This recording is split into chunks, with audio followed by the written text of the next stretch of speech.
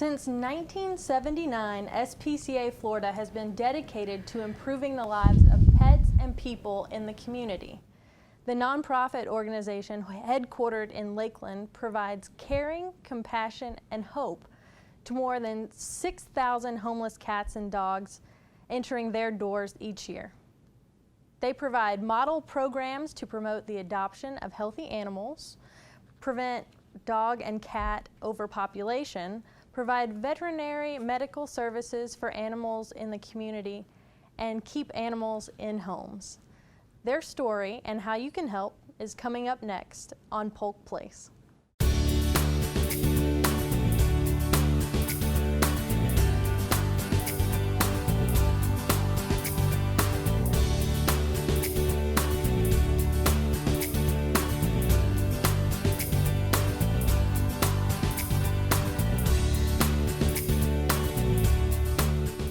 Welcome to Polk Place. I'm your host, Lauren Lingell. Joining me in studio, we have Adam Stanfield. Hello. Executive Director of SPCA Florida. Michelle Williams, SPCA Florida Shelter Manager. And with her is Maddie May and Connie Johnson, SPCA Safety Net Manager. So, you're the Safety Net Manager. Yes. Tell us a little bit about what that means and what the Safety Manager does. Safety Net is a program that's pretty new, and it actually is getting well known throughout the country. What it does is it provides for people that are either going to surrender their animals, and we can counsel them and help them work through some of the situations so that they can keep them. It's the most important thing to the program is to keep the animals in the home. And besides wrangling Maddie May, what's your role at SPCA? I am the Adoption Center Manager, so I work on placing animals out into homes. We work on medical care for animals that come in injured. We do everything that we can to, from start to finish, whether they come in and need orthopedic care or maybe specialty surgeries or just plain illnesses, we treat them and try to get them into homes.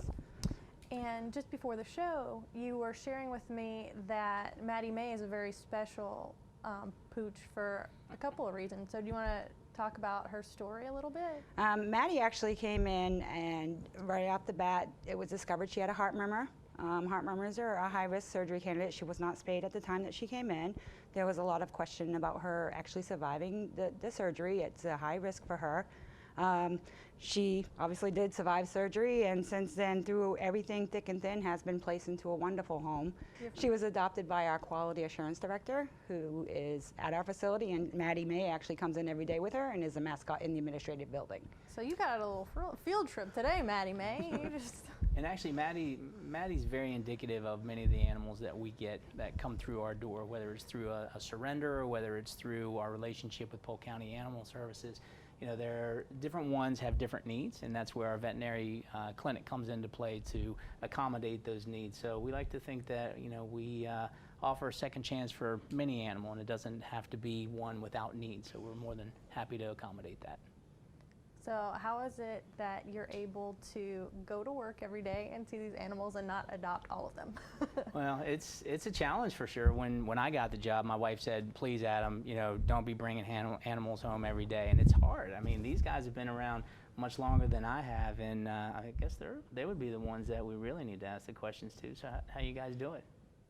My answer to that would be an active foster parent. You get to foster, you get to bring them in your home, you get them healthy, and you bring them back, and then you find their loving home from there. So I do a lot of fostering. I have a lot of puppies and kittens throughout my home constantly, and just treating, taking care of, and bringing them back, and looking for their adopted to come in and find out that they're the special pet for them. That's awesome. So we'll be sure to save that information and share it with our viewers at the end, how they can be a foster parent. Yes. But before that's Connie's forte right there. So that's what her program too. She's like all giddy right now. Well, tell us about it. Foster program it's an amazing program and has grown to such lengths right now. It's just amazing. What's really good about it is people that really love pets that can't have them for like commitments with jobs and things like that. It's a short term. You can take an animal in for a week, 2 weeks, whatever it may need. Maybe it just needs to gain a little bit of weight. Maybe it has a broken leg and just needs to be in a home where it can be cared for a short amount of time. And then you are actually saving that animal's life, whether it be a cat, kitten, dog, or puppy.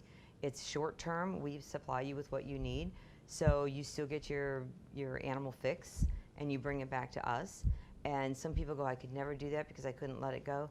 Yes, you can, because we will get you another one. And that way you can save another life. And that's what the real reward is. It's about saving the life and moving on and saving another life.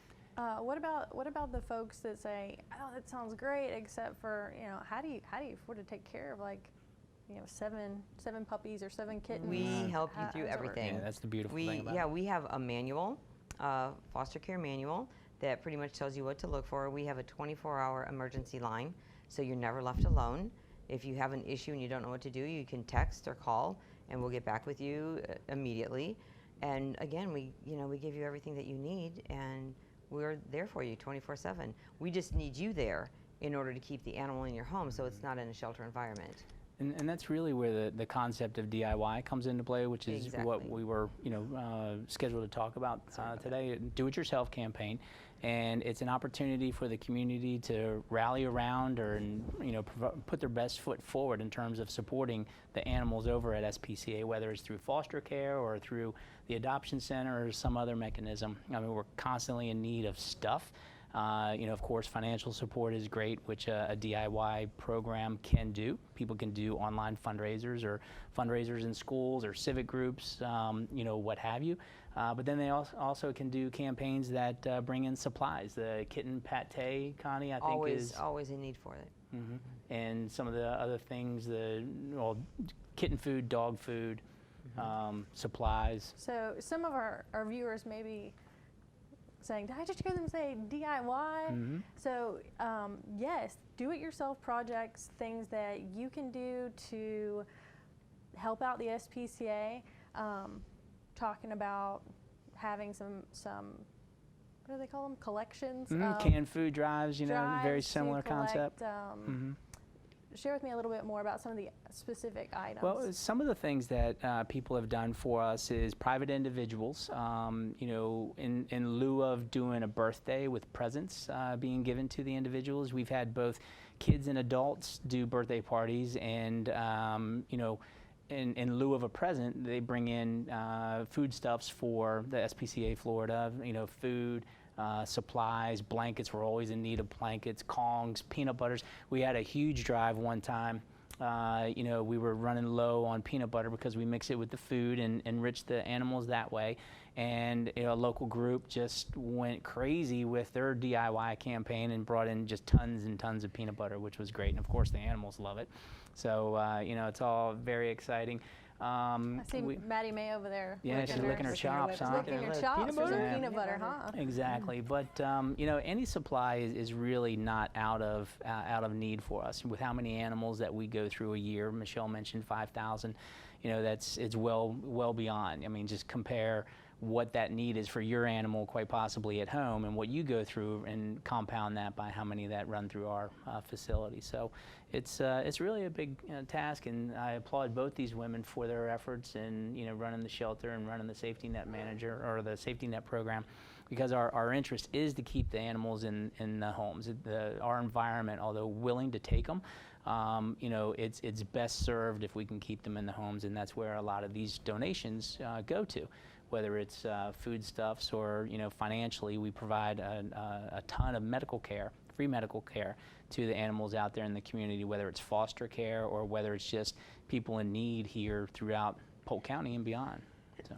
Well, I've always believed that animal lovers have huge hearts, and I think you've just confirmed that. So the other people out in the community that have big hearts but maybe don't have huge places for animals to live, what can they do to help? Obviously, these DIY projects are things that they can do. I assume monetary donations are always acceptable. Always, yep.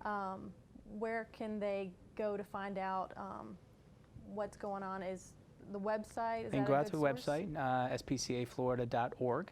And there's a whole litany of web pages out there that they can, go through our information on. They can call us, which is 863-577-4608, and find out more about the DIY campaign, or come down to campus. We'd love to invite anybody to come down to campus and go through a tour. just because it is it's a wonderful experience. So many people walk away saying, I had no idea. And I invite you down. Have you been down?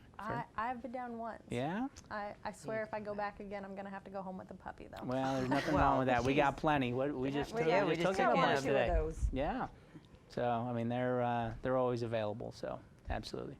Well, Connie, Michelle, Adam, thank you so much for being here. Maddie May, I sure hope that you enjoyed your little field trip. We're glad to have you all. Yeah, thank you very much. Thank you. We appreciate it. Animal lovers ask how they can help SPCA Florida's homeless pets. Monetary donations help the most as they can be designated towards the greatest need, whether that be pet toys or medical treatment for the ill or injured. However, some people prefer a more hands-on, tangible effort. Do-it-yourself donation and fundraising drives empowers these animal lovers to hold an event that benefits SPCA Florida or sell a product with a percentage of the proceeds being donated back. Or our most popular option, collect supplies for the animals. Anyone interested in hosting a DIY project for SPCA Florida should contact the Philanthropy Department at 863-577-4608 or look them up on the web at spcaflorida.org.